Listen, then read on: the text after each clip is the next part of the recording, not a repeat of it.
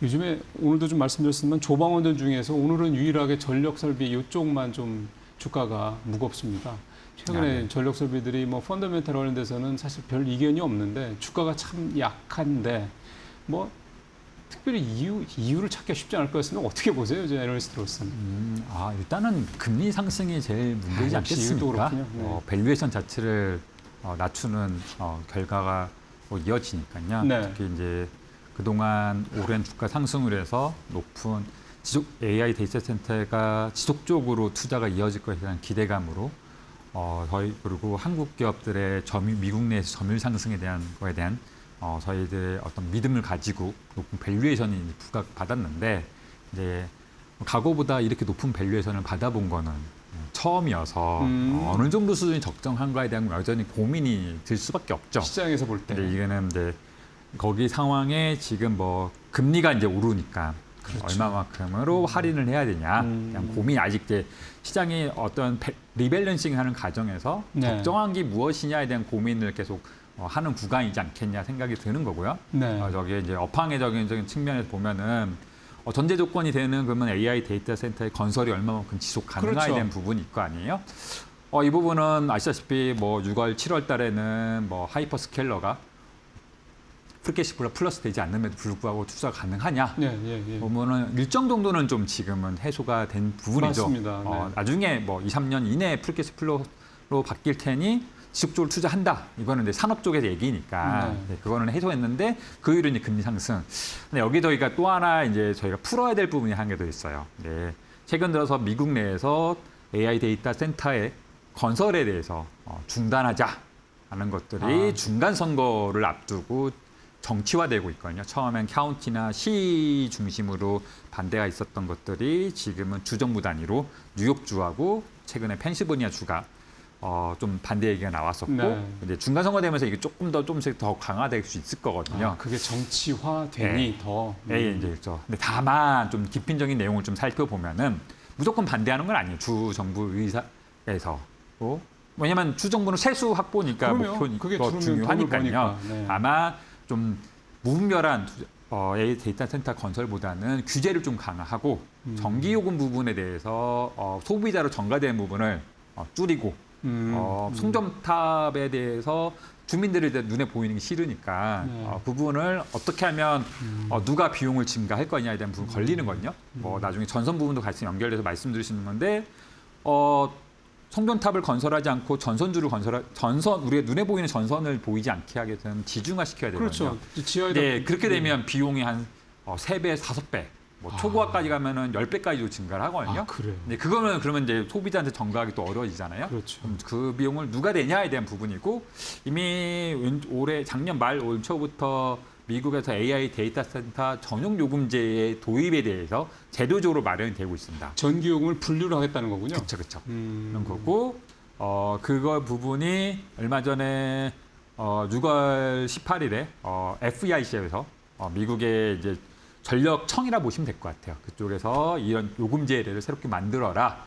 이걸 요금제에서 지연한다면 무엇 때문에 안 하려 하냐. 뭐 이런저런 일들이 있었고 이게 8월 17일까지 그거에 대해서 보고를 하게 돼 있었는데 미국의 개통 운영 사업자가 좀 펜딩이 돼서 예. 올해 11월 중순 정도 중간 선거를 맞물립니다. 그때 정도에 AI 데이터 센터 전용 요금제가 나올 거고 그거에 대한 투자를 AI 데이터 센터가 다 전력망의 투자를 자기가 책임져야 되는 투자를 하겠다라고 예. 보시면 될 것 같아요. 그러면 이제 전기요금에 대한 부분은 우려는 좀 사라질 수 불확실성이 해소가 되고. 그렇죠. 그러면 주 정부에서 이제 그렇게 되면은 반대를 크게 할 이유는 좀 줄어들죠. 사라지고. 완전히 그렇죠. 사라질지 아닌지는 봐야 되지만 네. 조금은 그런 이슈가 해소될 수 있으니 지금은 그런 공백 이런저런 그러니까 펀더멘탈적에서 수주가 늘어나고 실적이 늘어나는 부분은 여전히 변함없습니다. AI 데이터가 엄청 늘어나게 됐고 미국뿐만 아니라 다른 나라도 이제 건설을 시작하고 그러니까요. 우리나라 건설하니까 네.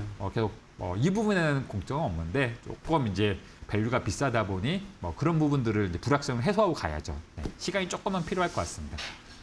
왠지 말씀 쭉 듣다 보니까 요즘 반도체 시장 분위기랑 비슷하네요. AI 데이터 센터 인프라 그러니까요. 관련 주식들은 다 비슷한 네. 분위기라 보시면 될 것 같아요. 그 펀더멘탈은 여전히 계속 좋은데 그 외에 여러 가지 이게 갑작스럽게 막 진전되는 데 따른 여러 가지 뭐 부작용 노이즈들 그다음에 반발들 이런 것들이 지금 쏟아져 나오는 예, 그런 상황인 것 같습니다. 좀 전에 말씀하셨던 거에서 이제 지중화 작업도 얘기를 하셨고 그 얘기는 뭐냐면 땅에다가 그 라인을 뭐랄까 전선을 깐다는 얘기가 좀 되는 건데 이 우리가 그동안에 생각하던 전력 인프라 관련돼서 우리가 그동안 늘상 했던 거는 이제 전압기, 뭐 초고압 전압기, 그다음에 배전반 같은 주로 이런 쪽 얘기를 해왔는데 그렇게 되면 이제 라인, 그러니까 전선에 대한 이슈들이 이제 좀 커지겠군요. 추가된다 보시면 됩니다. 추가된다. 저희가 아시다시피 미국은 워낙 땅덩어리가 넓으니까 거기에서 데이터 센터로 전력을 공급하고 발전소 연결하기 위해서는 엄청난 전선을 깔아야 된다. 송전톱을 깔아야 되는 이런 이슈가 있죠. 근데 한국의 전선 업체들 입장에서는 그거는 좀 마진이 별로 안 됩니다. 아, 그래요? 네. 별로 안 돼서. 왜냐면 공기를 통해서 전력에서 중요한 설비는 효율을 올리기 위해서 온도를 올리면 그거는 냉각 기술이 필요한 그렇죠. 거고요. 발전이든 네네네. 전력기기든. 그다음에 절연을 해야 되거든요. 그래서 전압이 뭐 통과되는 데 있어서 조종을 할 수 있는 기술이 중요하거든요. 네. 근데 송전망에 걸려 있는 전선은 보시면 두껍기가 얇습니다. 그렇죠. 얇죠. 케이블처럼 두껍지가 두껍지 않습니다. 않죠. 절연 재료가 그렇게 많이 들어가지 않아요. 공기를 통해서 절연이 절연을 일어나거든요. 하니까. 네. 근데 그런데 전압이 높아지면 높아질수록 전자파가 나와서 주민들의 그렇죠. 이제 건강에 대한 안 문제를 좋아하죠. 우려를 할 수 있고 눈에도 보이지 않지 않고 여러 가지 그렇죠. 문제가 있습니다. 그래서 지중으로 깔아야 되면 근데 지중에는 공기가 안 통하잖아요. 그렇죠. 관을 이제 또 만들어야 되고 아. 그러려면 전력 케이블이 두꺼워집니다. 절연 재료가 많이 들어가는 거죠. 그러네요. 거기에 기술들이 이제 추가로 많이 붙는 거고요. 이게 이제 비중이 올라가면 올라갈수록 이쪽 애들의 마진이 좋아지고 최근에 미국에서 아시다시피 전력 기기에서 변압기나 배전반 이외에도 전선에 대한 캐파도 부족하기 때문에 이쪽들이 마진이 올라가고 있고 매출 비중도 올라가고 마진도 올라가고 네. 그래서 그런 쪽 비중이 계속 올라가는 게 올해부터 좀 본격적으로 전선 업체들한테 실적에 영향을 미치기 시작하면서 추가로 붙었다라고 보시면 될 것 같습니다. 그래서 요즘에 가온전선의 주가가 그렇게 전력 설비 중에서 제일 가온전선이든 좋았군요. 대한전선이든 주 LS든 예. 비슷하죠. 네. 지금은 어쨌든 여러 가지 눈에 보일 때 주가에는 별로 도움이 안 되는 노이즈들이 좀 아주 좀 많이 나와 있는 그런 상황이고 사실 근데 이런 시장 상황이 어떻게 보면은 좀 이 전력 인프라에 대해서 관심 있고 이 종목을 혹시 안 갖고 계신 분들이라든가 이런 분들한테는 좀 더 저렴한 가격에 좋은 주식을 살 수 있는 기회가 되지 않겠냐 그런 생각 좀 들긴 하는데 시간이 저희가 한 2분 남았습니다. 네네. 위원님께서 이 전력 인프라 관련된 전력 설비 관련된 투자 전략을 좀 한 말씀 우리 조언을 해주시냐면 어떻게 하면 좋을까요? 아시다시피 단기적으로는 좀 투자 시계 자체를 좀 길게 보셔야 될 필요가 있고요. 그렇죠. AI 데이터 센터의 건설이 지금 앞으로도 이제부터 수요는 올라오는 거잖아요. 그렇죠. 그러면 지금 운영되고 있는 AI 데이터 센터는 2023년 이전에 건설 계획이 잡혀 있던 것들이 지금은 들어오고 있는 거고 24년 하반기 이후부터 데이터 센터 건설 계획이 엄청나게 늘어났거든요. 그거가 들어오는 건 2028년 이후입니다. 그러니 여전히 공급의 수요를 쫓아가지 못할 겁니다. 그렇죠, 그렇죠. 그러면 그 기간 동안은 하이퍼스케일러나 AI 데이터 센터의 클라우드 사업자들은 멈추는 투자를 하기가 쉽지 않죠. 그렇죠. 네.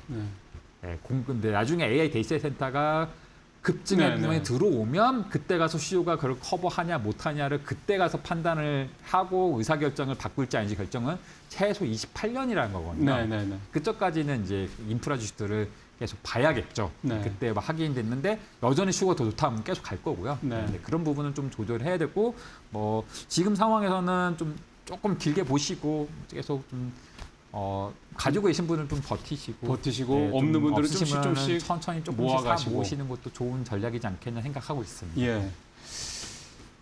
이게 참 2, 3년에 끝날 일이었으면 사실 벌써 이제 주가는 이제 꽂혔을 겁니다. 아래로 방향성이. 근데 지금은 말씀하신 대로 계속해서 적어도 앞으로 5년 이상 이 수요가 계속해서 좀 부족한 상황이기 때문에 공급이 부족한 상황이라는 말씀을 좀 해주셨기 때문에 다만 이제 단기간에 주가가 확 이렇게 뛴다 이렇게 기대하시고는 생각하시지 않으시면 길게 보시면 참 좋은 또 섹터가 되지 않겠느냐 또 생각을 해보게 됩니다. 오늘 대신증권의 허민호 위원님 모시고 전력 인프라 관련돼서 하반기 투자 전략까지 말씀 들어봤습니다. 오늘 말씀 잘 들었습니다. 고맙습니다. 감사합니다.